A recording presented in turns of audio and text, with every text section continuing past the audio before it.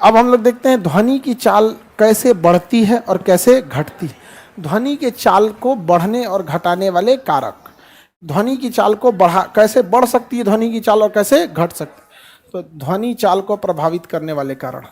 ध्वनि चाल पर प्रभाव। ध्वनि चाल पर प्रभाव। सबसे पहला प्रभाव दाब का।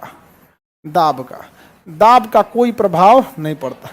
दाब बढ़ जाए, दाब घट जाए, ध्वनि के चाल पर दाब का कोई प्रभाव नहीं पड़ता। समझ में आ गया कि नहीं आ गया? बताइए, दाब का प्रभाव पड़ेगा, लेकिन प्रत्यास्थता का प्रभाव पड़ेगा। प्रत्यास्था और चाल एक दूसरे के समानुपाती होते हैं। अगर किसी चीज की प्रत्यास्था बढ़ेगी, चाल बढ़ेगी। लोहे की प्रत्यास्था लकड़ी से ज्यादा प्रत्यास्था लोहे की, तो लकड़ी से ज्यादा चाल लोहा में। लोहे से ज्यादा प्रत्यास्था स्टील में, तो लोहा से ज्यादा चाल स्टील में। प्रत्यास्था बढ़ने पे ध्वनि की चाल बढ़ेगी, घटने पे घटेगी। गैस से ज्यादा प्रत्यास्था द्रव में, द्रव से ज्यादा प्रत्यास्था ठोस में, तो ध्वनि की चाल ज्यादा ठोस में। तो किस पे डिपेंड करती है?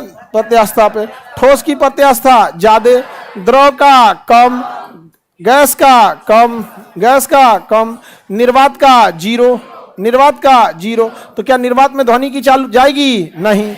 सबसे कम गैस, उससे ज्यादा ठोस। तो क्या ध्वनि की चाल और प्रत्यास्था में कोई रिलेशन है? सीधा रिलेशन या उल्टा? प्रत्यास्था बढ़ेगी, ध्वनि चाल बढ़ेगी। हाँ, बढ़ेगी। प्रत्यास्था घटेगी, ध्वनि चाल घट जाए। लोहा और स्टील में ज्यादा प्रत्यास्था, आर्द्रता और ध्वनि की चाल में सीधा। आर्द्रता बढ़ेगा, ध्वनि की चाल बढ़ेगी। आर्द्रता मतलब नमी। आर्द्रता और ध्वनि की चाल में सीधा संबंध। किसी को दिक्कत?